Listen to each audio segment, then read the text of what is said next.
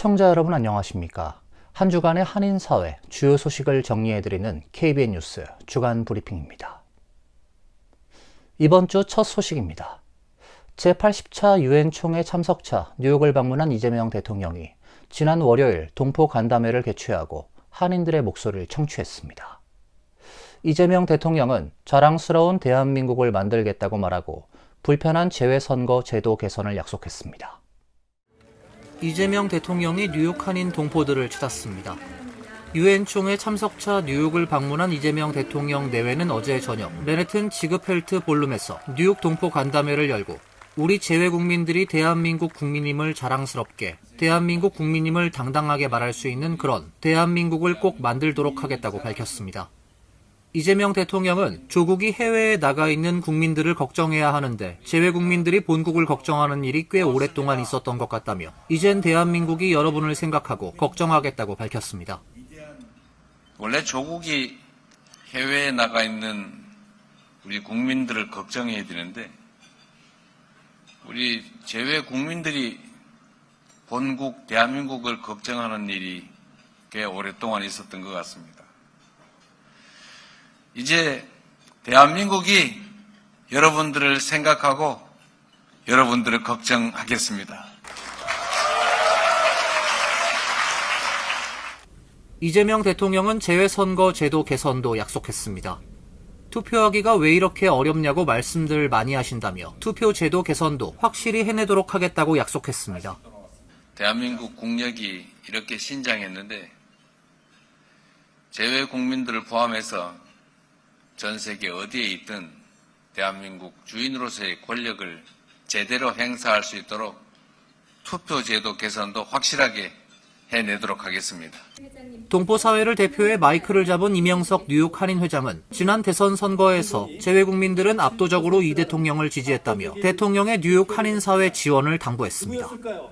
우리 50만 동포사회가 그 경쟁에서 이길 수 있도록 저희 동포사회를 적극 도와주시고 특히 차세대 인재들을 발굴하고 지원하는 데 최선을 다해 주시길 부탁드리겠습니다. 어제 동포 간담회에는 뉴욕 일원 한인 동포 300여 명이 참석했습니다. 도널드 트럼프 행정부가 기존 첨부의 H-1B 비자 수수료를 10만 불로 무려 100배 인상한다고 밝혔습니다. 당장 유학생 등 취업 준비생들은 물론 실리콘밸리 등 미국의 주요 기업들이 패닉에 빠졌습니다. 트럼프 대통령은 지난 19일 H-1B 비자를 통해 숙련된 외국 인력을 고용하는 기업에 1인당 10만 달러의 신청 수수료를 부과하는 행정명령에 서명을 했습니다. 월스트리트 저널에 따르면 실리콘밸리는 엔지니어, 과학자, 프로그래머 등 외국 전문 인력을 H-1B 비자를 통해 대거 영입해온 만큼 막대한 수수료 부담을 우려해 서둘러 대응에 나섰습니다. 실제 미국 USCIS에 따르면 2023년 기준 해당 비자 수혜자의 약 3분의 2가 IT 업계 종사자입니다.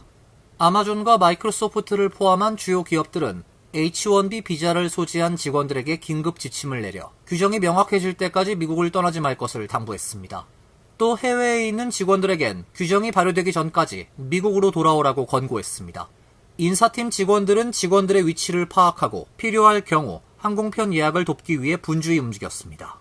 미국 최대 은행인 JP모건도 H-1B 비자 소지자 직원들에게 당분간 미국 밖으로 여행하지 말라고 전했고 골드만삭스도 직원들에게 보낸 메모에서 국제 여행에 신중을 기하라고 지시했습니다.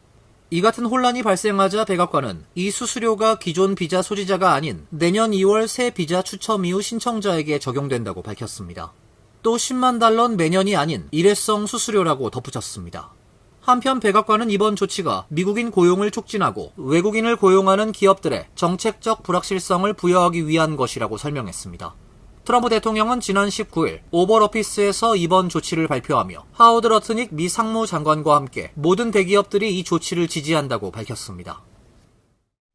도널드 트럼프 대통령 취임 이후 250일 동안 미국을 떠난 불체자가 200만 명에 달하는 것으로 집계됐습니다.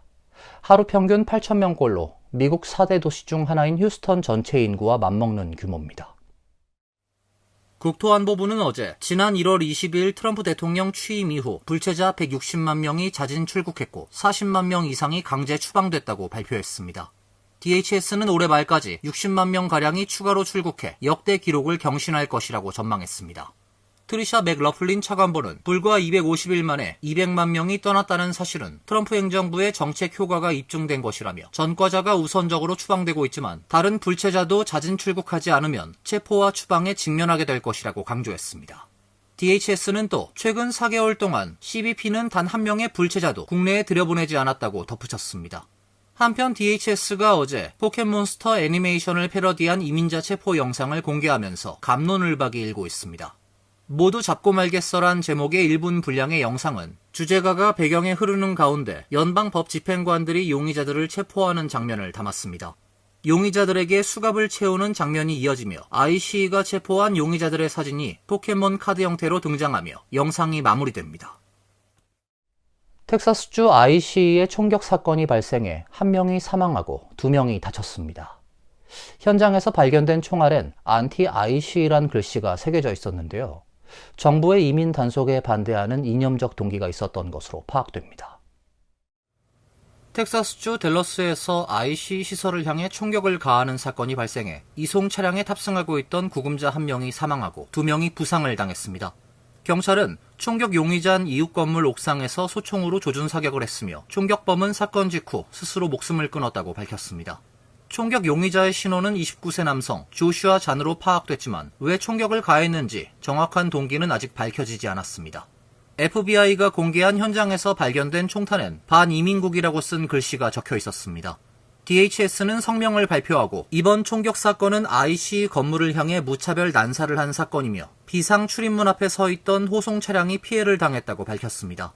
부상자 중 1명은 병원에 입원했지만 중태인 것으로 알려졌습니다. 이민 단속 요원들은 1명도 다치지 않았습니다. 크리스틴 홈 국토안보부 장관은 미국 전역의 IC 시설에 대해서 보안 강화를 명령했습니다. 트럼프 대통령은 급진 좌파 테러리스트들의 폭력은 중단돼야 한다며 우린 이미 안티파를 테러 조직으로 지정했으며 이번 주 내에 이러한 국내 테러 조직을 해체하기 위한 행정명령에 서명할 것이라고 강조했습니다. 연방정부 예산안에 대한 의회 합의가 지연되면서 셧다운 우려가 커지고 있습니다. 도널드 트럼프 대통령은 민주당은 폭력적 범죄자가 많은 불법 이민자들이 무료 의료 혜택을 받길 원한다며 공세의 날을 세웠습니다. 트럼프 대통령은 어제 SNS 트루스 소셜에서 민주당은 급진 좌파 뉴스 매체들을 돕기 위해 5억 달러를 쓰기 원한다고 주장했습니다. 이어 민주당은 범죄자들이 계속 지원금을 받아 돈을 훔쳐갈 수 있도록 메디케이드와 사회보장 명단에 사망한 사람들을 남겨두길 원한다고 말했습니다. 트럼프 대통령은 또 민주당은 한때 취약했던 지역 병원의 예산 수십억 달러를 삭감하려고 한다며 우린 최대 규모의 현금 투입으로 그것을 바로잡아 썼다고 주장했습니다. 연방의회에서 단기 지출 법안 처리가 불발돼 다음 달 1일부터 연방 정부가 셧다운될 우려가 커지는 가운데 트럼프 대통령의 발언은 민주당이 요구하는 의료복지 예산 증액 등을 비판하는 것으로 보입니다. 앞서 민주당 상하원 지도부는 트럼프 대통령에게 예산 논의를 위한 면담을 요청했지만 트럼프 대통령은 민주당 지도부와 어떤 회동도 생산적일 수가 없다며 거부 의사를 밝혔습니다.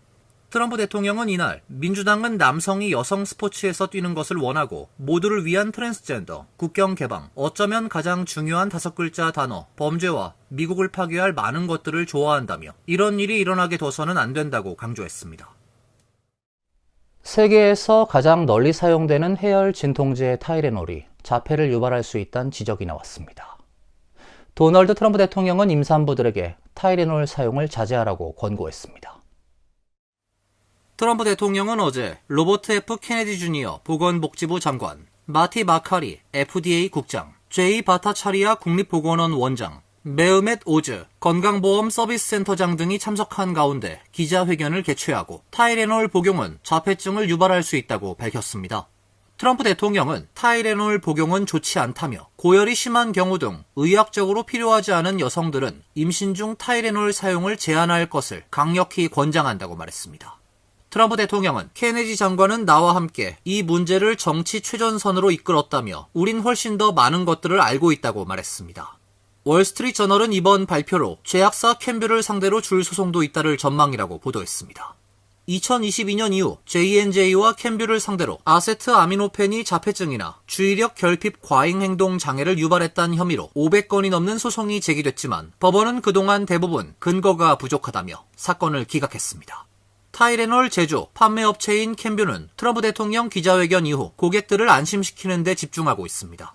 캔뷰는 대변인 성명에서 독립적이고 건전한 과학은 아세트아미노펜 복용이 자폐증을 유발하지 않는다는 것을 분명히 보여준다며 트럼프 대통령의 발표에 전혀 동의하지 않는다고 밝혔습니다. 한국의 금융당국이 한국에서 금융 채무를 남기고 미국으로 도주한 한인들을 상대로 수천만 달러를 회수하기 위한 소송에 돌입했습니다. 2015년 이후 해외에서 발견된 은닉 재산은 총 4천만 달러가 넘지만 이 중 절반 이상을 회수하지 못한 것으로 나타났습니다. 한국예금보험공사가 한국금융기관의 대출과 보증에 따른 채무를 이행하지 않고 미국으로 도피한 한인들을 상대로 잇따라 거액의 회수 소송에 나섰습니다. 소송은 연방법원에 제기된 것으로 미국 내 거주지와 자산을 확인한 채무자들을 상대로 한국 법원의 확정 판결을 미국 내에서 집행하기 위해 제기됐습니다. 예금보험공사는 현재 수천만 달러 규모의 채권 회수를 추진 중에 있습니다. 대표적인 소송 사례론, 네바다주 라스베가스 거주자이자 북가주 팔토알토의 상당한 부동산을 소유한 조모 씨 사건입니다. 부산지방법원은 2021년 7월 조 씨가 보증한 100억 원 규모 대출의 미상환 채무와 지연 이자를 합쳐 약 2,032억 원을 지급하란 판결을 내렸습니다. 공사는 조 씨를 상대로 지난 19일 캘리포니아 북부 연방법원에 제기한 소장에서 부산지방법원의 판결을 연방법원이 정식으로 인정해달라고 요청했습니다. 또 다른 사례는 버지니아 로턴에 거주하는 김모 씨 사건으로 현재 총 채무액은 원금과 이자를 합쳐 약 63억 원, 미화 454만 달러에 이릅니다. 역시 버지니아주 동부 연방법원에 한국 법원의 판결을 집행할 수 있는 효력을 갖게 해달라고 요청한 상태입니다. 예금보험공사는 대출과 보증을 통해 이익을 취한 뒤 채무를 이행하지 않고 해외로 도피하는 사례는 한국 금융 질서의 심각한 도전이라며 미국 등 해외에 거주하는 채무자라 하더라도 끝까지 책임을 묻겠다는 입장입니다. 한국 국회 국정감사 자료에 따르면 2015년부터 올해 7월 말까지 해외에서 발견된 은닉 재산은 총 4,414만여 달러에 달하지만 이 중 절반 이상을 회수하지 못한 것으로 나타났습니다. 퀸즈 플러싱 H마트 유니온점에서 대형 화재가 발생했습니다. 새벽 시간에 화재가 발생해 인명피해는 없었지만 건물 대부분이 불에 탔습니다. H마트는 복구에 몇 달이 소요될 것으로 예상된다며 당분간 영업이 불가능하다고 밝혔습니다. 뉴욕시 소방국에 따르면 어제 새벽 4시 직전 플러싱 유니온 스트리트 29 애비뉴와 29 로드 사이에 위치한 H마트에서 화재가 발생했습니다. 화재는 1시간 넘게 지속되다가 진화됐습니다. 정확한 화재 원인은 밝혀지지 않았지만 전기합선으로 인한 가능성이 높은 것으로 알려지고 있습니다. 화재 현장엔 130명이 넘는 소방관들이 출동해 진압에 나섰습니다. 현장엔 불길 때문에 영업점 창문이 모두 깨지면서 일부 상품이 길가로 쏟아져 나오기도 했습니다. 화재로 인한 인명피해나 부상자는 발생하지 않은 것으로 파악됐습니다. H마트 측은 피해 복구를 위해 유니온점이 몇 달간 운영을 중단할 것이라고 전했습니다. 샌드라 황 뉴욕시 의원은 SNS에 글을 올려 최대한 빨리 회복하고 다시 문을 열 수 있도록 저희 사무실에서도 지원하겠다고 밝혔습니다. 이상으로 KBN 뉴스 주간 브리핑을 마칩니다. KBN과 함께 즐거운 주말 되시길 바랍니다.